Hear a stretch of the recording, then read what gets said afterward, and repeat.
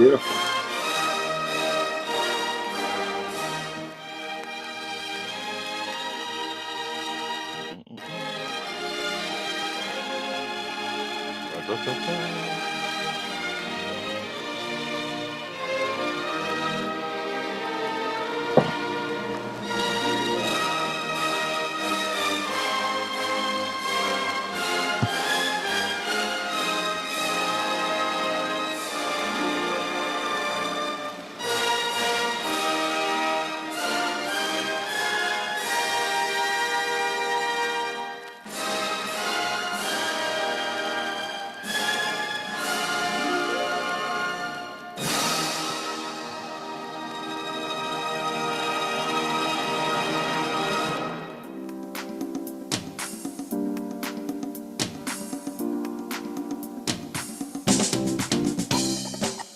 Welcome to Politics Done Right.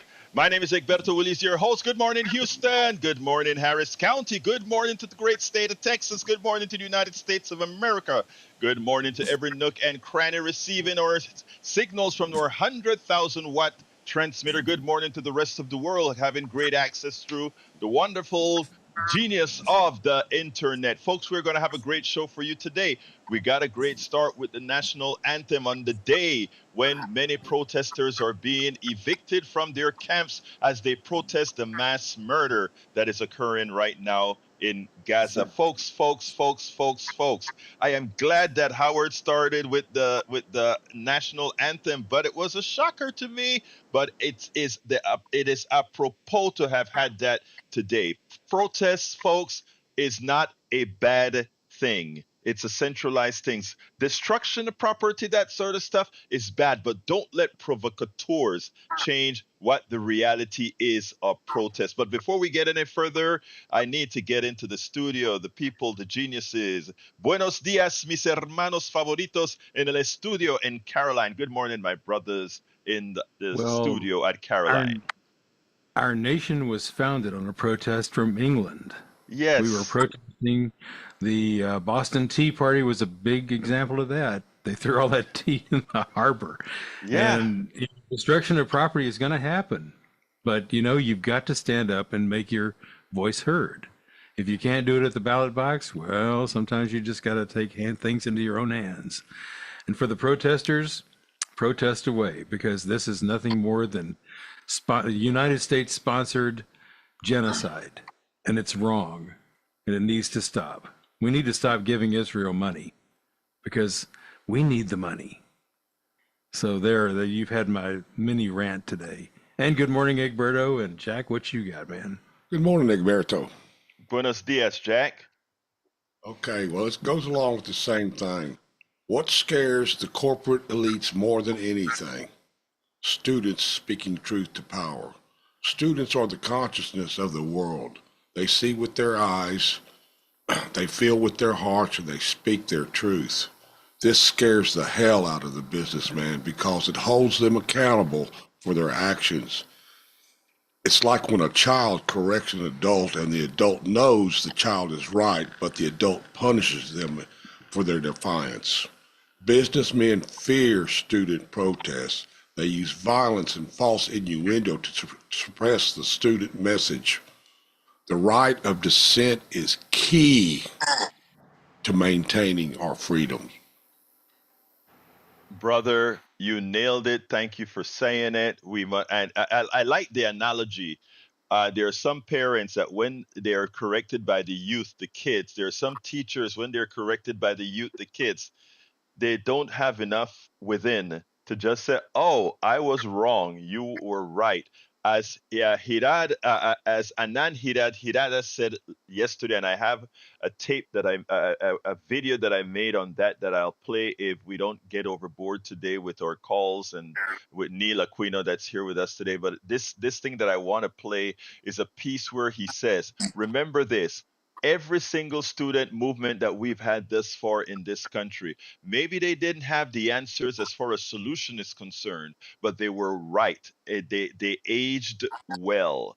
Remember this, they aged well. They aged well in the Vietnam issue. They aged well in the Iraq issue, and they will age well in what's going on here today. Do not allow anybody who is supporting these protests to somehow go ahead and say these guys are anti-Semitic. There's anti-Semitism that has been growing in this country since from Trump and the riots that occurred under Trump. We will not, Jews will not replace us. All that evil stuff that sect that now want to play like they're on the right side, that sect, that is where our anti-Semitism came from. Yes, there is some anti-Semitism on campus from some immature folks who just don't get it, but let's be clear here. The biggest damage to our Jewish brothers and sisters right now is what Netanyahu is doing in Gaza. Netanyahu in Gaza is creating a mass group of people who will become terrorists because of what they've seen happen to their mothers, their fathers, their brothers, when they see those broken bones, when they see those open skulls, when they see those 500-pound bombs coming down and destroying their property, destroying where they live. When they see this happening over and over again, and 15 kilometers across in Tel Aviv, or however many kilometers in Tel Aviv, people can go and drink their coffees. Look, there is a problem between Gaza and, yes, Israel. There is an issue that needs to be resolved and hopefully resolved in a peaceful manner. But what is occurring right now? What is occurring right now is people would it is genocide, folks. Look the word up. What we have in Israel now is genocide, and it is an apartheid state.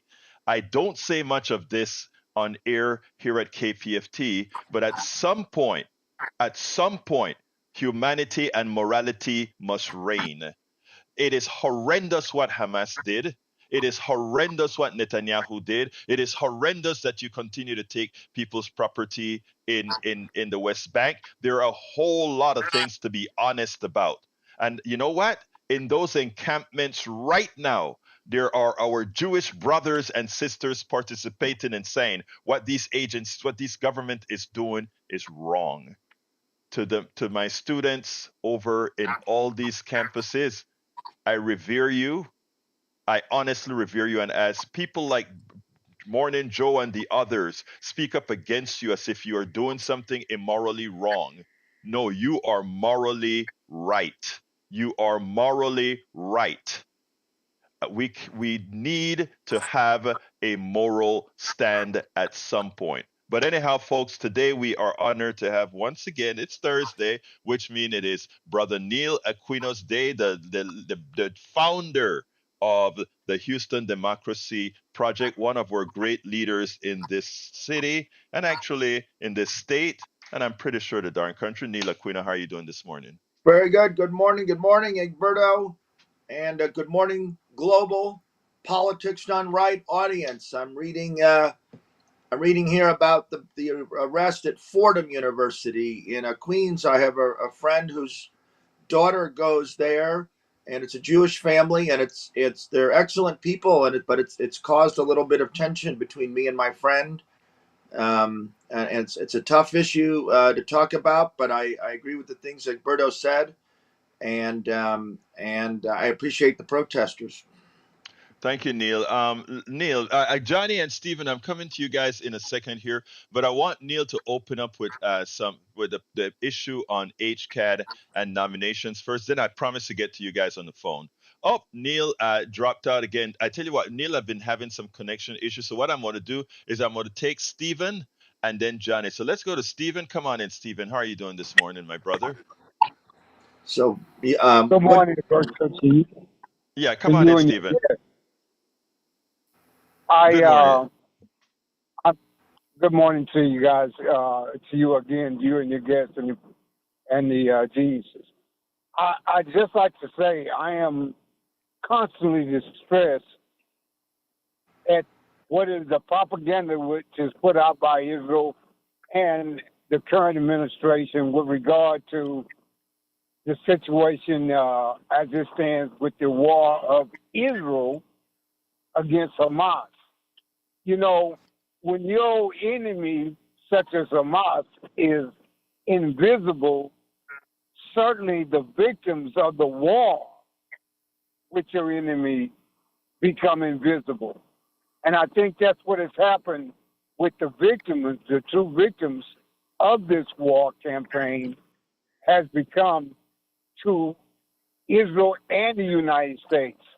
I have on my social media page a guy I was in the Marine Corps with, which he's all right. I never really cared much for him, but he goes to the fact that we were all in the Marine Corps together during the same time. Now, he's Puerto Rican, half Puerto Rican and half Jewish, mother being Jewish. And he's been to, according to him, he's been to Israel quite a few times. And he mandates that it is perfectly fine for Israel to do what they're doing. And I've more than once likened what Hamas has done to that of Nat Turner. A lot of people are not familiar with Nat Turner's story. Well, that's fine and dandy. I suggest that they would look it up. And I would, in distress, I would liken Hamas's actions to that of Nat Turner's. Having said that, I'll say this. We don't know how many slaves lost their lives during that 400 years of United States rule over them, as we are constantly being surprised with the advent of today's reporters, that is, the cameras on our phones, as to what goes on even now within the streets of our United States. So I say that, relatively speaking, it's no difference. The difference is very small. Even though how horrendous it was for Hamas to take those 1,200 lives, those lives pale in comparison to the lives that had already been taken and to the lives that are constantly being taken now to satisfy that bloodthirst which is Israel. My God, I just wanted you to continue, my brother, because I mean, the humanity spills out in your wordiology. And let me just tell you, I'm glad that you brought it home as well, because in bringing it home, what you've done is to prove one thing: we don't have the moral authority. And that is the reason Israel and not Israel, but I want to make sure. And to my Jewish brothers and sisters, let me pause for a second here, because I want to make sure and be correct and balanced. Look, from a people who themselves have been aggrieved, meaning black folk, Latino folk, etc., and I Caribbean folk, and I share all those identities. I am a part of all those identities. I want to say that we understand how sometimes our own being aggrieved So can color can color our response as far as how we react to certain things. And in that, I want to let that be understood. But that said, what my brother Stephen so eloquently pointed out, we have to take into account. Hey, Stephen, I got calls coming in. You have anything you want to close with, so I can go to Neil and then pick Johnny up? I would just say that I would love to see the progressive people in this country stand up and come together and do our dangest to override this madness that is taking over our legislative system. Thank you, brother. And I tell you what, the students, as Anand Hirad says, the students seem to always be leaders in that regards, and they're doing it right now. Thank you so kindly, my brother.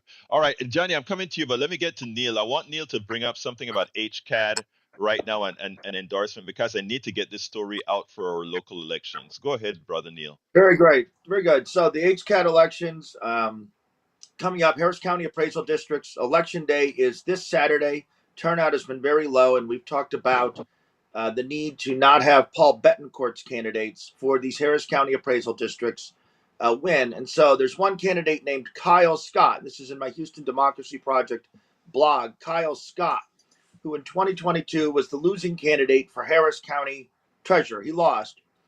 And the Chronicle, so the Houston Chronicle did endorsements, and they endorsed Mr. Scott. They endorsed Mr. Scott. He's a Republican. Here's what they said about him. In 2022, when he ran for Harris County Treasurer, we endorsed his opponent because he said he'd effectively veto county commissioners by refusing to sign checks as a safeguard against wasteful spending. Such a protest would go far beyond the largely ceremonial duties of a relatively minor county position. So he told them already that he would use his office essentially to veto the county commissioners. He told them already. Then he was one of the 21 defeated Harris County Republicans. We used to talk about this on the show, who sued to overturn 2022 general election results. Those suits were tossed out by a Republican judge. So the Chronicle knew that he was willing to exceed his duties.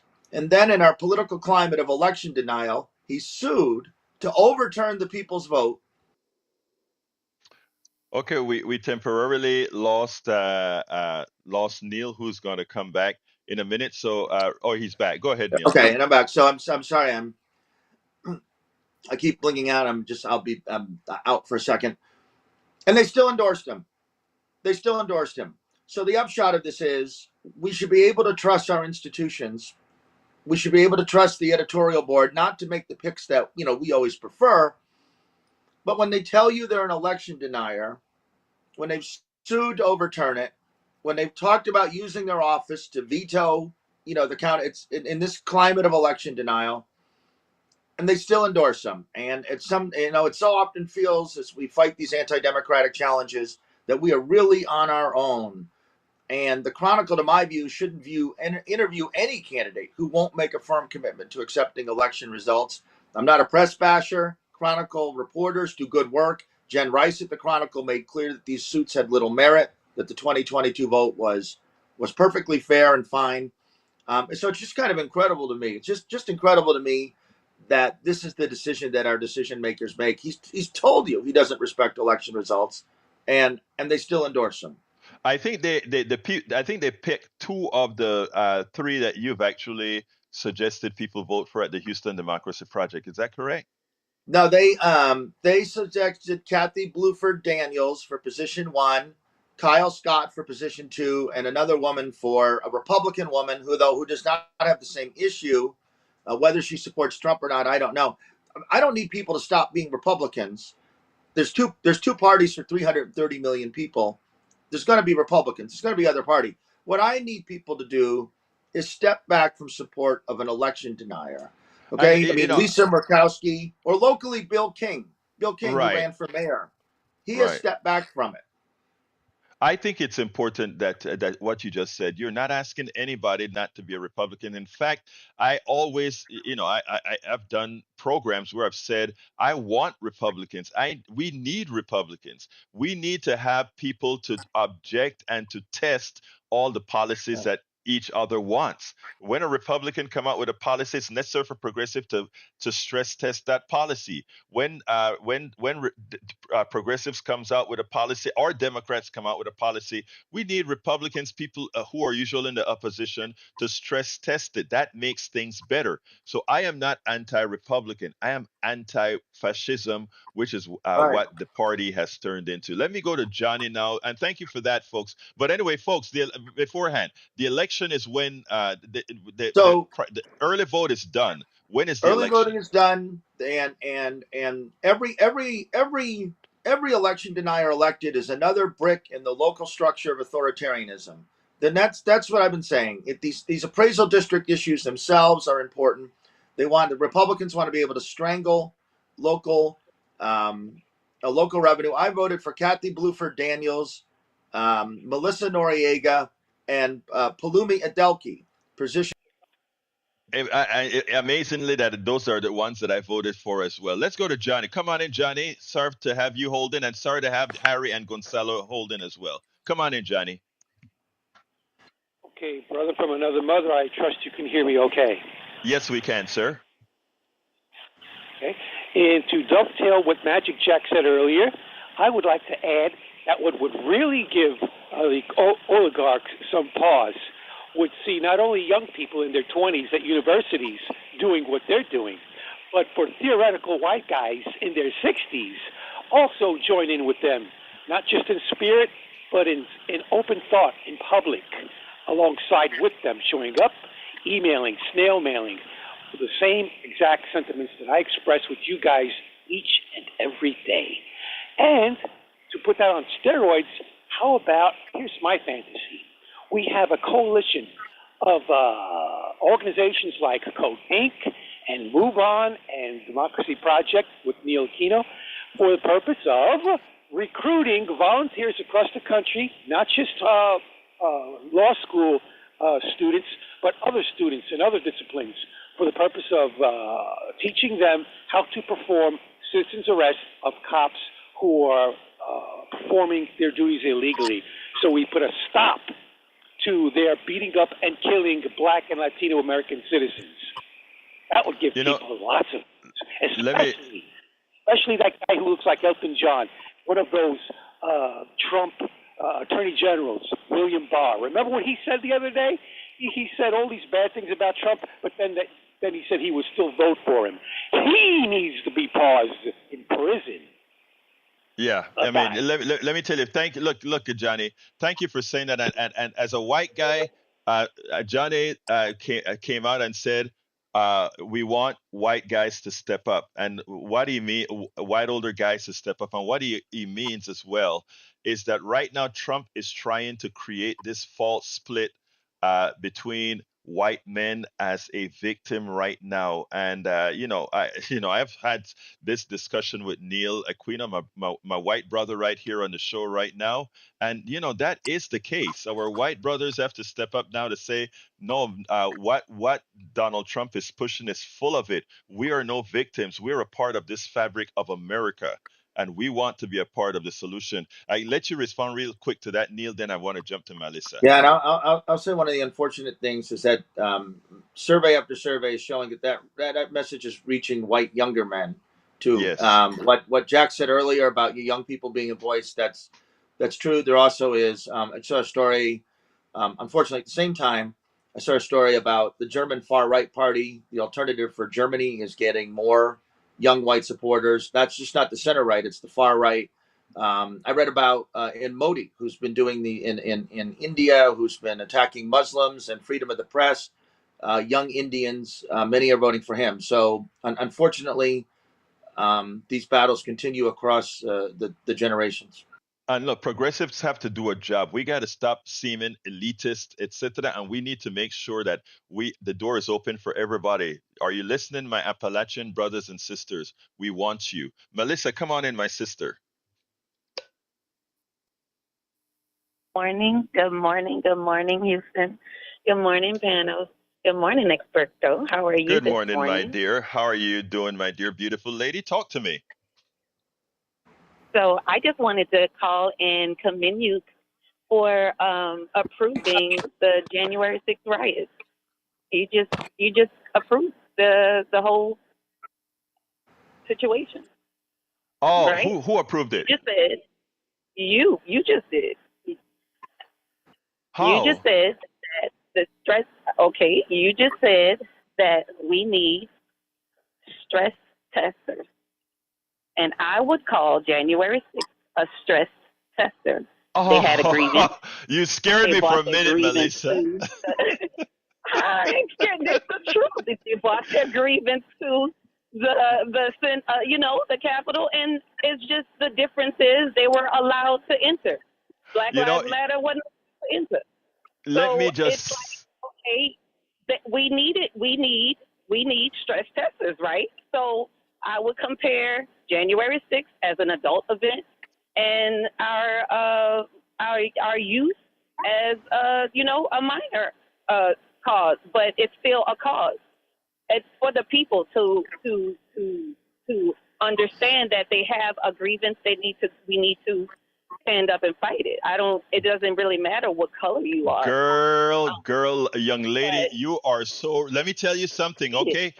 Let me just tell you. I'm glad you brought that up. And for the parents, go ahead. I'm sorry. Listen, for the parents and their students who get knocked out over their head, the parents need to go and support their children. I mean, it's a grievance. It's youth, and they're fighting for their future. So, okay. Come on, we can't be for one and then not for the other. Melissa, you know something? You make a Melissa. Wait. You make such an Okay. important point. And you know what? I'm glad to tell you right now.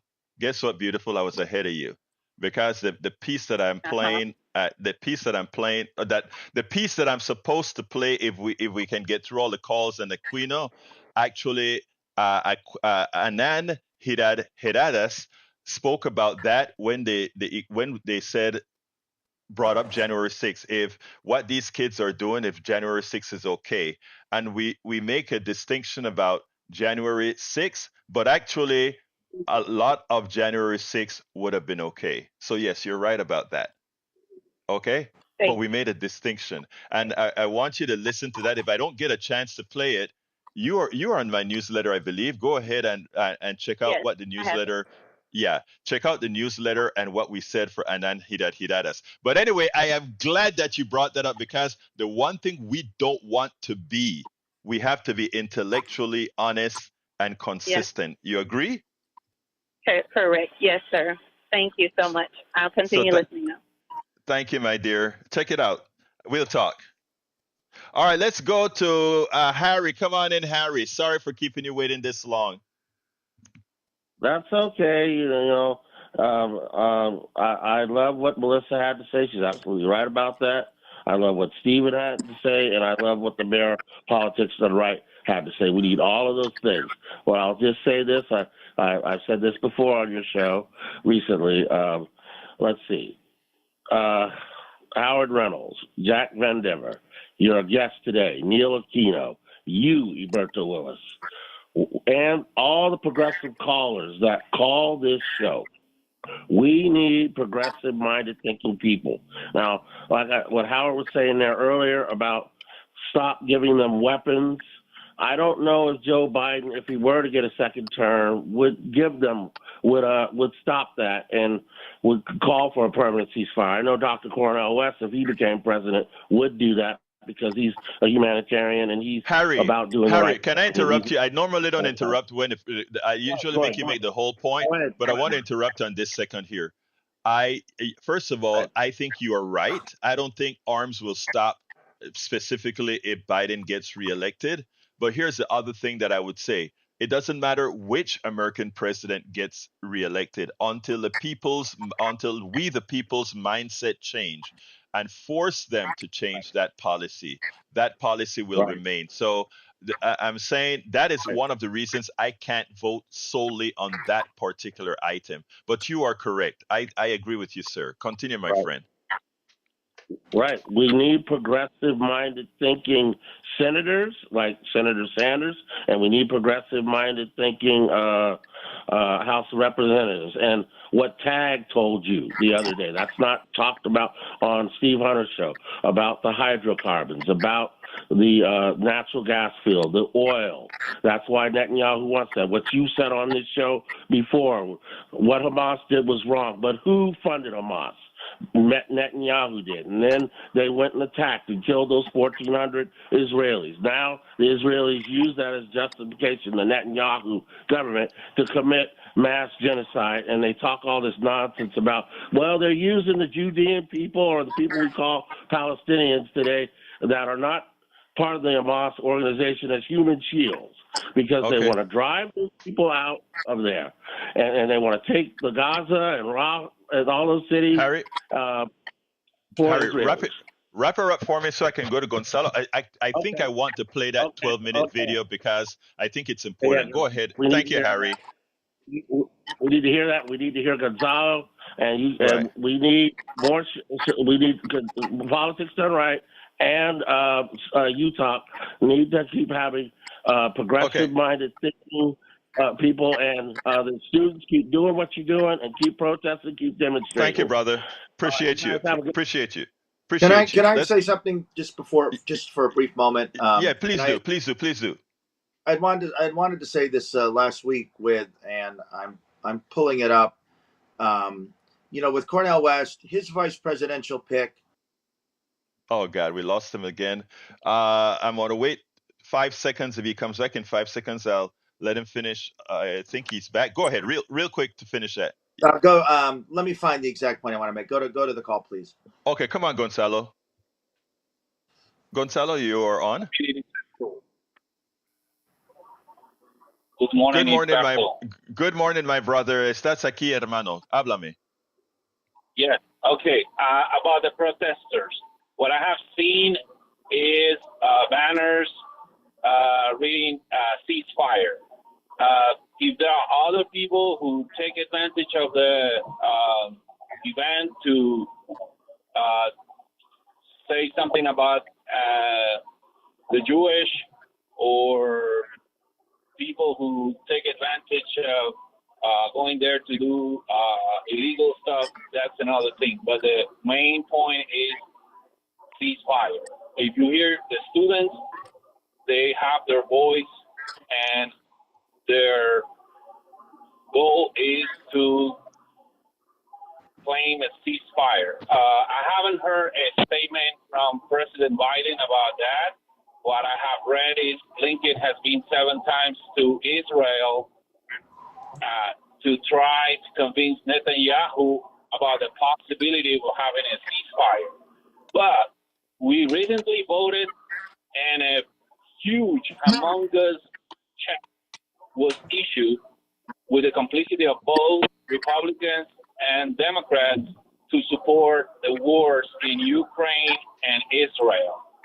Why don't they use that check to lever up the negotiation? So we need President Biden. We need the president to give a statement about that situation. I agree. I haven't heard him say a word about the protesters. I haven't heard a word about that. So we need that. Gonzalo, I agree with you. Gonzalo, I agree with you. I want to run, so your statement is made. I agree with you.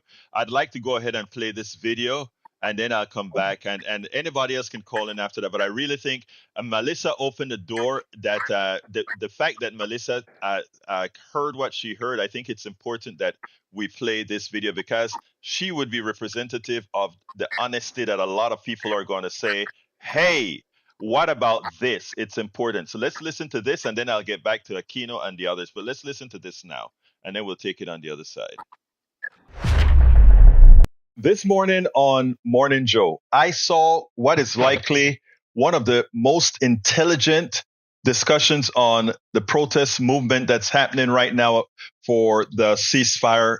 And I tell you, Anand Giridaradas and Maya Gay, I think they knocked it out of the park by educating the public, and to some extent reminding someone like Mika Brzezinski, who's a very smart woman and someone who truly stands for peace as well, but making that point, unlike what much in the mainstream media has been trying to push out, to malign these kids that are protesting, or to have one believe that somehow this protest is not a valid protest or done in the wrong way, etc. Frank Bruni had some interesting points to bring to the discussion as well. But I mean, Anand and Maya, I think they really got to the core of what the protest movement is about. I was proud about it, because back in the 80s, back at the University of Texas, we were all protesting for our university to divest from South Africa, which was an apartheid state, similar to what Israel has become in the West Bank and in Gaza, right? So I think it is important that this message comes out.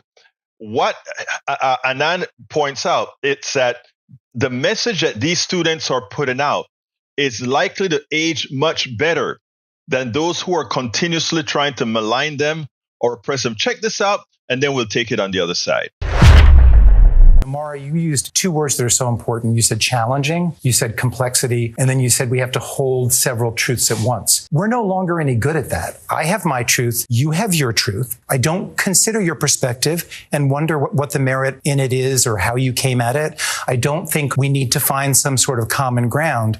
I just go to the battlements. And that larger culture is part of what you're seeing on campus. It's interesting to look at these scenes and think about how much visual similarity there is to January 6th. These are different extremes of the political spectrum, there's a common political muscle and there's a common cultural dynamic to both. I mean, I brought up the sort of just initial seeing people bashing in the windows going, yeah, that's what happened on January 6th. I understand the visuals, right? But I do think people's motive and intent is of great moral relevance, right? And if you are motivated to show up on the Capitol to invalidate an election because you've been goaded to think that right, but do you that a kind of rising people of color America is, and the gays and everybody else are coming to suppress your freedom, that is one kind of motivation to overturn a constitutional process. The founders didn't even put protest as like the third or fourth amendment. They actually put it first in line, and they were all dissidents. They were all breaking the law. I mean, starting a country, your own country, when you're actually part of another country, is the ultimate civil disobedience. It is this country started with a giant illegal act, right? An illegal act I think we're all grateful for. It doesn't mean that all disruption is good. It doesn't mean all disruption is bad. But I think it is complicated, as you say, and we need to be able to hold complexity. And I think students are often wrong about the specifics of what they say. Students are not good at setting a foreign policy. Students are not good at necessarily like 8-step strategy, but students throughout history have often been telling us something really vital that almost everybody else in the society is too afraid or too paid to say. I mean, would you apply that same logic of your first premise that you laid out beautifully to protesters on January 6th? Yeah, it's not the thing they're saying. It's the truth in that movement is that we have an enormous number of people in this country who are anxious and stressed and feel like they don't fit in a multiracial democracy. And as I've said many times on this show, I think those of us who want that multiracial democracy have not done the right organizing job to show a lot of those people that they don't need to go with fascism. They don't need to go with white supremacy, that there is a healthy, fulfilling life for them in the future that's coming. And I have said many times, I think it is the burden of those of us who want that future to organize those people into a different reality. So yeah, when I see January 6th, I'm absolutely trying to understand what is underneath the thing, right? But part of grievance is there's a thing on top and there's the thing that people are actually feeling and actually driving them. And it's often different. Frank. However disenfranchised those rioters felt, whatever the spark of their behavior was, I just do not want us to romanticize. Did you think I romanticized them? No, I said you. Well, I think Donald Trump is. Donald Trump is. I'm not affiliated with Donald Trump. What I'm saying is, I think all political behavior, there's an expression of putting a chair somewhere or climbing a wall. That's the behavior. And there's often something going on with people underneath. And you can't do politics well if you don't understand. I'm not romanticizing anything, to understand.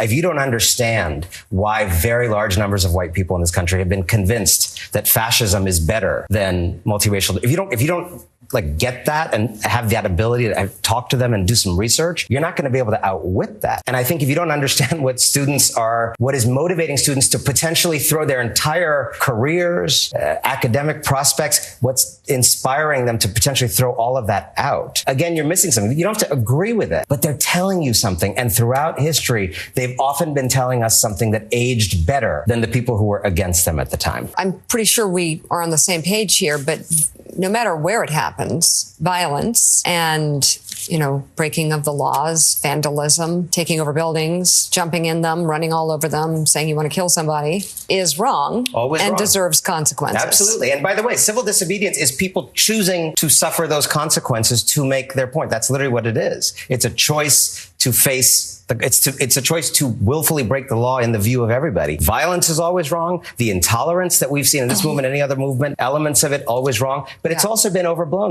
Lydia Polgren of the New York Times did an incredible piece of reporting where, unlike most people, she actually went there and spent days on end, right? And she said, yeah, there are some people who say the wrong thing and problematic signs. But the bulk of this is peaceful, nonviolent protests about people who are devastated by an immoral war. And by the way, a lot of those protesters are Jewish. And so the idea that this is defined by the actions of some people who are outside the gates. Well, we don't know exactly how many people who were arrested or taken in last night from Colombia were outside agitators or students. We still don't have those numbers. That means you don't have them either. So No, I'm talking about the people over weeks who've been in that encampment. There were Passover Seder's held by Jewish protesters in that encampment. Like, this is not a collection of anti-Semitic activists. activists. Like there's been a lot of reporting on who these people are. There've been a lot of interviews, and there's a lot of incredible Jewish students at the heart of this peace movement that we should not just erase and paint with a broad brush. Look at people who've actually done the reporting in both of your paper, Lydia Polgreen, incredible, fair reporting. And it's evidence-based. And I think we should just ground ourselves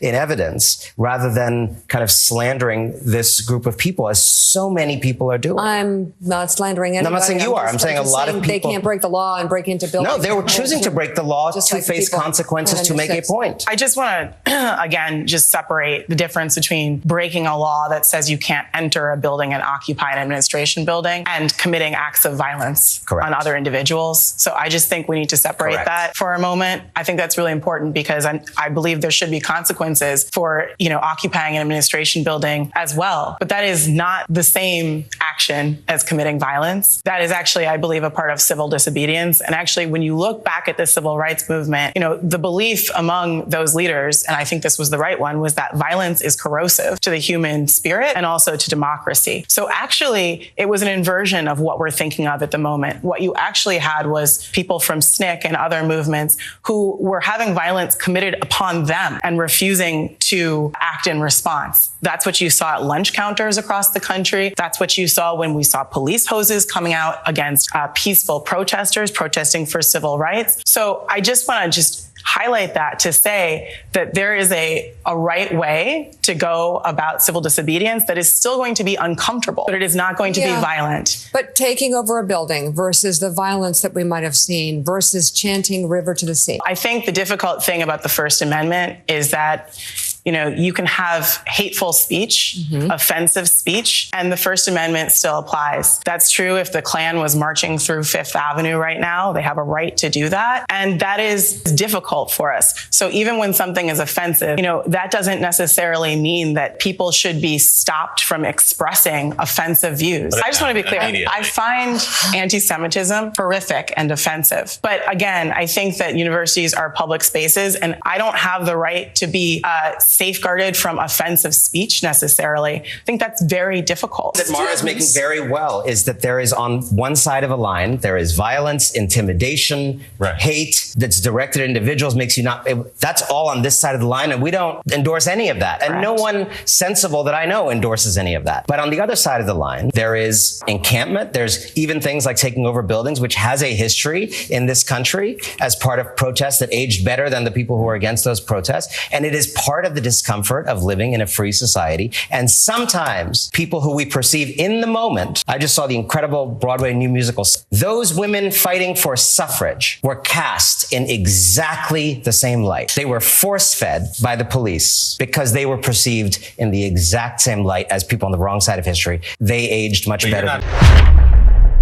I hadn't heard a discourse like this on the mainstream media. We hear it all the time in our chats, and we hear it all the time in our independent media, but I hadn't heard it quite like this on the mainstream media, to which I say to Mika Brzezinski, even though she, you kind of had to bring her into the fold, we have to thank them for giving this platform on a program like Morning Joe, because I tell you, it is hard with what our mainstream media is trying to do to cater the message, to try to not let people see the way things really are, but towing some line. Notice one of the things that Anand said, people either understand it, don't understand it for some reasons, or are paid not to understand it.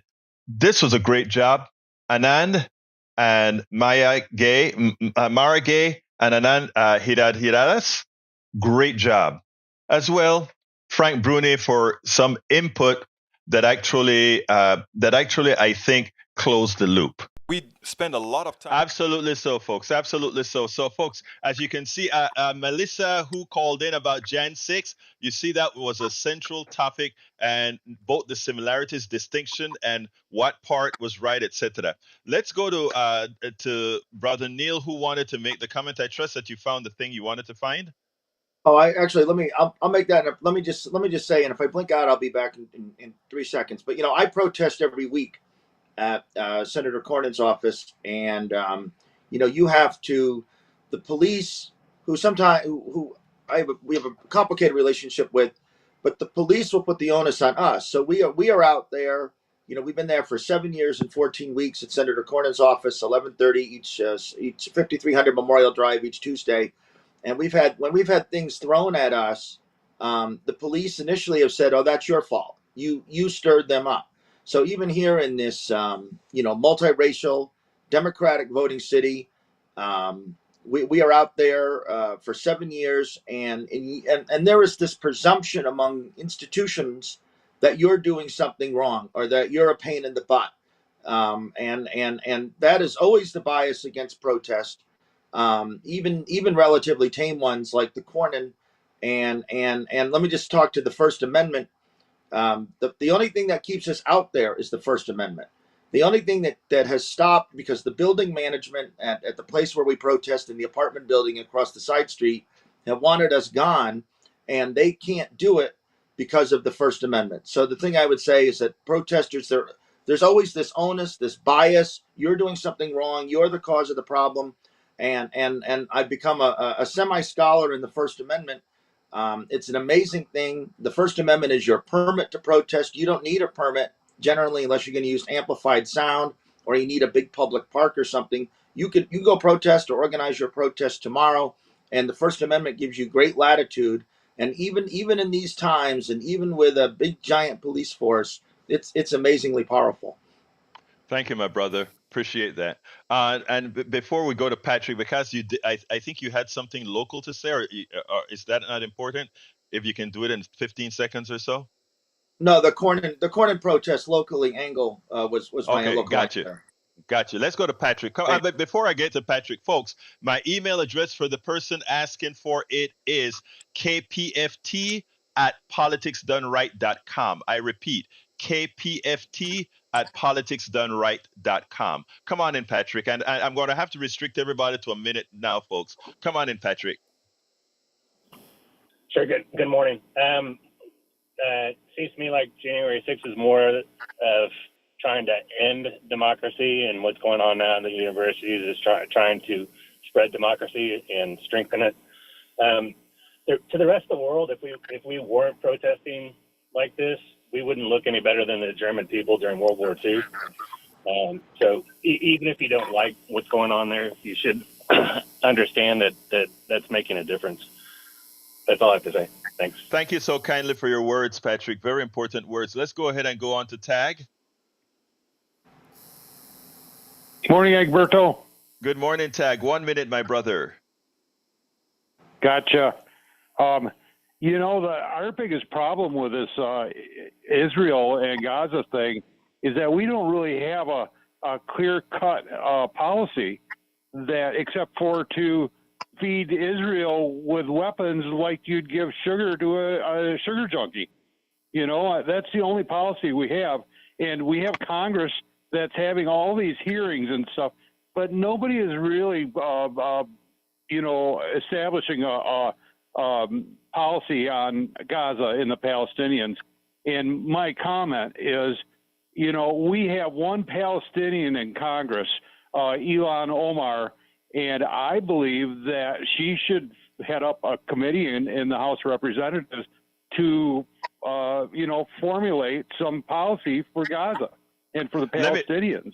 Let me correct that. It is, before you go, let me correct, because I like to make sure that people get all information. It is Rashida Tlaib that's Palestinian, and Ilhan Omar is Somalian.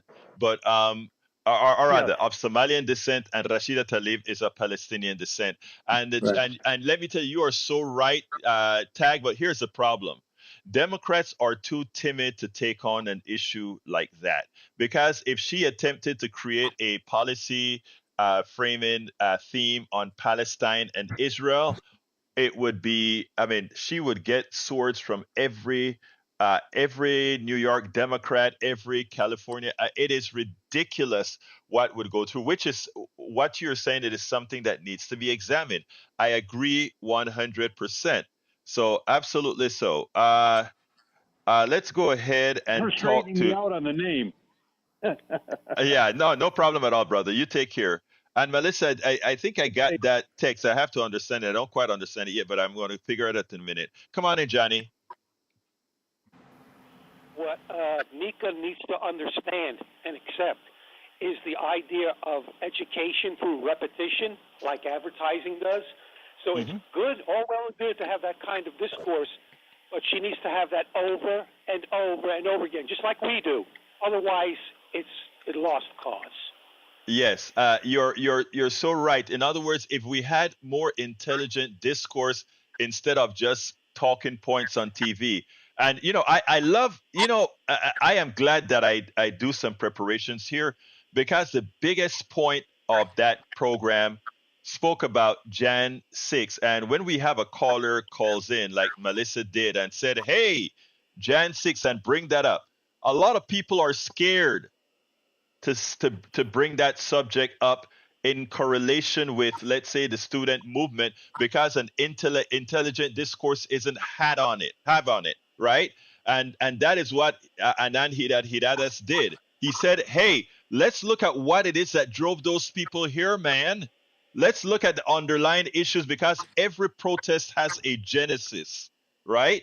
And that is what he's saying. And there isn't more intellectual honesty than that. So, Johnny, you're right.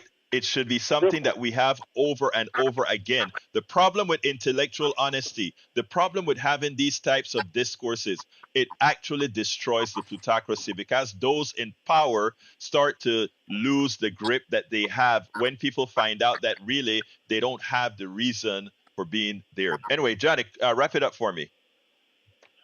Yes.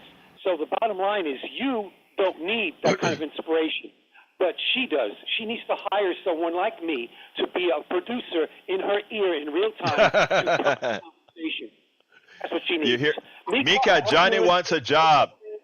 With all the reach. Bye-bye. Bye. You have a great one, brother. Let's go to Brother Brian. Come on in, Brian. Good morning. So, good morning, sir. Out of the 80 or so students that were arrested at the University of Texas at Austin, all the charges were dropped due to lack of evidence, and 60% of them weren't students. Okay. And why isn't this on the mainstream news? Didn't you hear about it? Yeah, they're professional agitators. They're professional protesters. Actually, if first of all, it's a public campus. I could go walk on the U of H campus tomorrow. It's a public campus for today. And this professional agitator stuff, let me tell you, there's no money floating around. He's gone. But let me tell you what I think Neil would have said. This professional agitator stuff is crap that's coming out. I hear the mayor of New York talking about that. They're all trying to make it. They're trying to bring it in so they can give it a terrorist angle, so they can go and bust people's skulls up. Go ahead, Neil. Finish. Right. And so actually, New York. There's a woman. There was a story in the New York Times about a woman named Lisa Fithian, Fithian, who I've been to a presentation by her. She goes around, and it's incredible to me that it even made a story. They were calling her an outside agitist. In this era now they call you a terrorist. And she's just a woman who goes around and she wants there to be protest movements. She cares about this thing. She knows a lot. And they latch onto her, outside agitator, the same language Bull Connor used. It's the same stuff over and over and over. It's crazy. Let's go. Brian, give me a closer real quick. Okay, the two janitors that were in the Columbia University that were not allowed to leave, that's not a true story. That didn't happen. That's not a professional job. How is that a professional job? I mean, I fail to see it. Now, if those two, wait, hold on though. Let me tell you, if students held janitors captive, that's kidnapping, right? And they are going to pay the price for doing that. And if they did that as a part of the protest, those two will. It is just like January 6th, right? January 6th, most of the people that went to January 6th and most of the people that protested and did all the things, there were no repercussions because the free press, freedom of speech, the ones who murdered cops, the ones who beat up cops, the ones who destroyed property, etc., they paid the price relative to what they did. And that is what it's all about. And listen to what Anand Giridaradas had to say. It makes sense, but I got to let you go, Brian. Thank you, as usual, for calling in, my brother. This is what we're all about. Neil, give me a closer. Very good. Just remember those protesters at UT. That could be you tomorrow. That we could be dependent on a protest movement as if they throw out ballots here in Harris County, mass migrant roundups. These folks aren't someone other. They could easily be you tomorrow for a cause important to you. So it's important. HoustonDemocracyProject.com. Thank you very much. Hey, Genius is in the studio. It's all yours. Nothing from me. Jack, what you got? He's got something. What you got? Go ahead. Israel used their enemy, Hamas, to attack its own citizens. Okay. All right. Let me just do. Thank you. Let me make a quick correction because I meant to say this when Brother Harris said it as well. Let's be accurate. We want to make sure and keep our whatever. And the spirit of what Jack just said is correct. The spirit of what Harry just said is correct. But what Netanyahu did after being asked by UAE or Qatar, I don't remember which country, if to allow those bank accounts to continue to be used to fund Hamas, whether to continue doing that, he said it was okay. He didn't. Israel did not fund Hamas.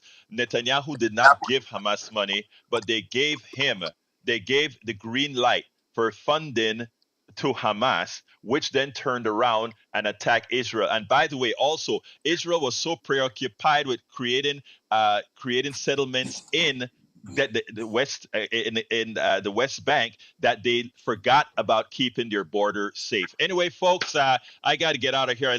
Thank you all that are listening. Thank you all that called in. Love you all my folks. Thank you, studio. Thank you, Neil Aquino, for the great work you do at the HoustonDemocracyProject.com. My name is Egberto Willis. This is Politics Done Right. Please go to politicsdoneright.com/newsletter. My name is EgbertoWillis.com. This is Politics Done Right, and you know how I end this, baby. I am what?